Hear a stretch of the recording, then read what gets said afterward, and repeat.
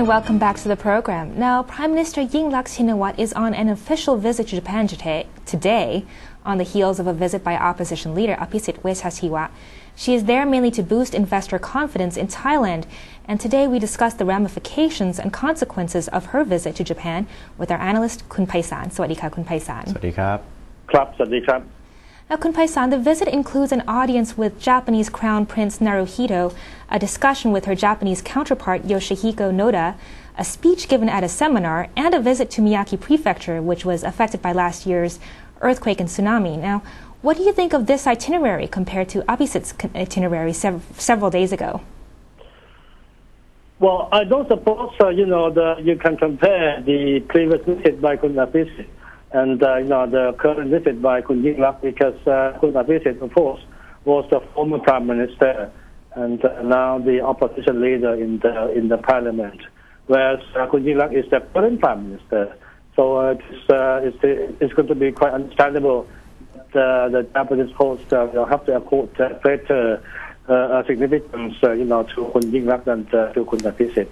But being a former Prime Minister, I think that Kun Abhisid was also given the appropriate recognition and honored by the local Japanese host.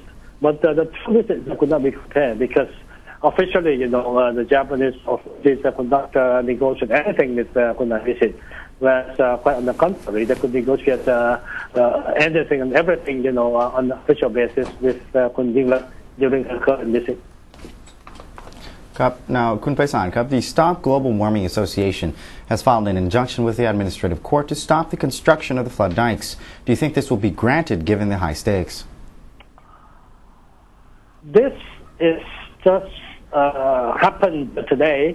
The Anti-Global Warming Association has just filed this petition to the court today, calling for a temporary injunction on the current ongoing construction of anti-flood dikes around 11 industrial estates.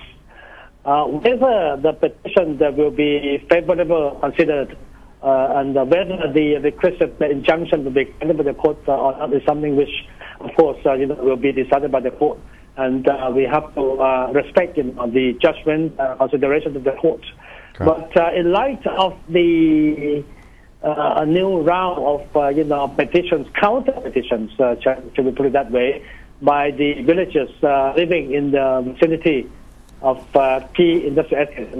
People have come out, to openly oppose, the move by the NGO, i.e., this Anti-Global Warming Association, the move.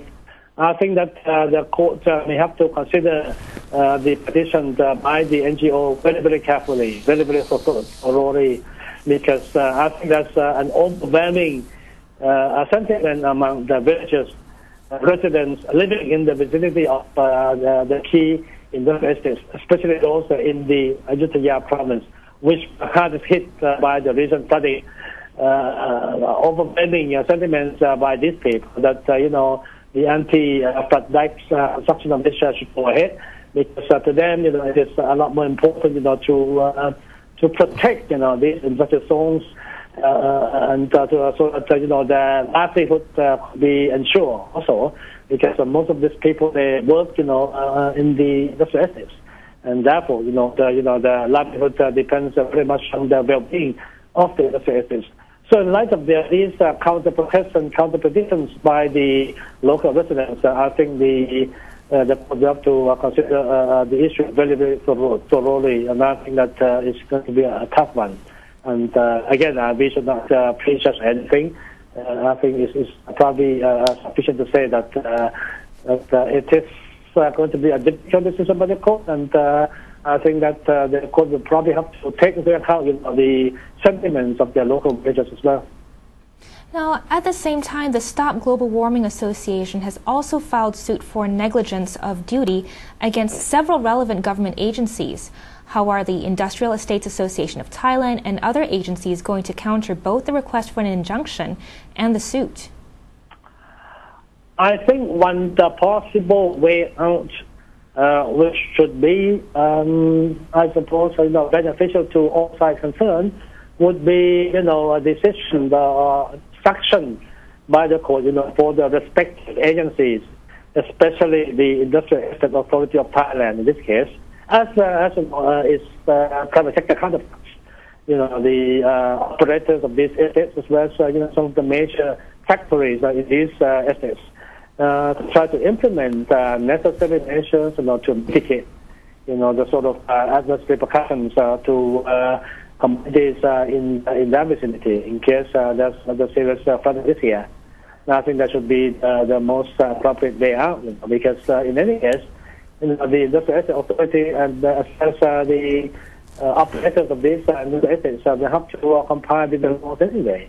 And I think alongside the demand by the NGO for temporary injunction of the construction works, there's also a long list of requests by the NGOs, calling on the authorities to do all the things which are both necessary and also legally required. And these the provisions of sufficient studies on the environmental impact assessment to ensure that the construction of all these anti-flood dikes will not cause undue negative effects on the neighboring communities. And these are required by the law anyway.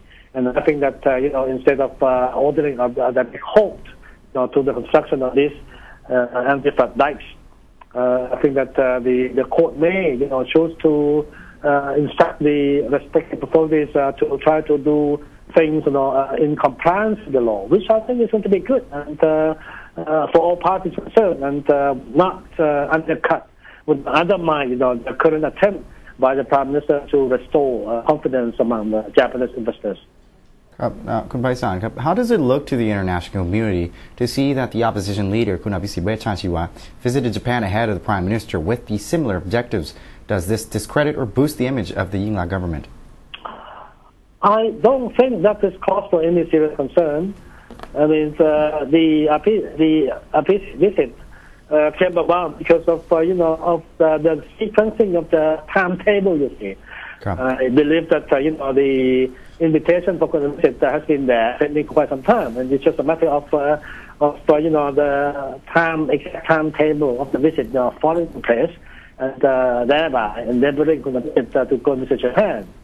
And again, I mean, the visit to a foreign country by the opposition leader, should not complicate or should not come into any conflict with the visit by the Prime Minister.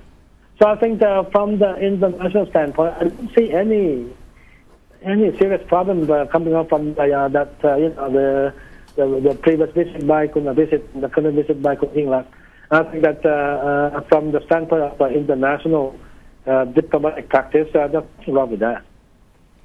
Kun Paisal, looking at the visit to Japan by the Prime Minister, what can government officials and businessmen expect her main talking points to be? What is her strategy on this trip to Japan? Obviously, the prime objective is to restore confidence among the Japanese investors, who all along have always been the largest foreign investors in Thailand. And I think it's become quite clear that their confidence has been badly affected by the flooding last year. And a large number of the factories that were damaged were Japanese-owned factories and Japanese-owned operations. So that's by far the most important objective by Kun Yingluck, to restore confidence among investors, to try to assure them that the government is serious to implement all these measures, all these infrastructure projects, which are necessary to prevent flooding this year, and also to ensure effective management of water resources in the longer-term future. That is her objective, of course. Now, whether she'll achieve her objective or not is something else. I think the visit will certainly create some positive impression among the Japanese, hosts, both the Japanese officials as well as the Japanese businessmen. This is very much a part of the Asian culture, that people feel much better if they have the direct assurance, the direct and the personal assurance from Prime Minister of Thailand.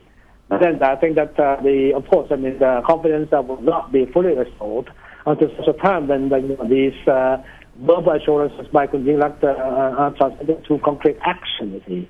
So I think that they will continue to monitor the developments on the ground in Thailand closely, and whether they would, their confidence would be fully restored or not, it's just a matter of time. That they wait, they see, and they decide as to whether they could, fully trust the government in terms of managing, the water problems in the future or not. With that said, do you think Prime Minister Yingluck Shinawatra's attempt to boost investor confidence in Japan will be successful, given the current suit against the building of the flood embankments around the industrial estates? As I mentioned just now, I don't think you can expect full success out of this, because the damage caused to the Japanese investors has been so enormous that I would be inclined to believe that as far as new investments are concerned, as far as new investment, both totally new or expansion of existing production facilities are concerned, I think that the Japanese investors would probably want to diversify, their portfolios. By diversifying their portfolios, I would be inclined to believe that they would want to shift, so their new investments out of Thailand, to perhaps other neighboring countries in ASEAN. This is where they can be, they can feel greater confidence of not just, the management of natural disaster, but also, other domestic factors such as domestic politics, for instance.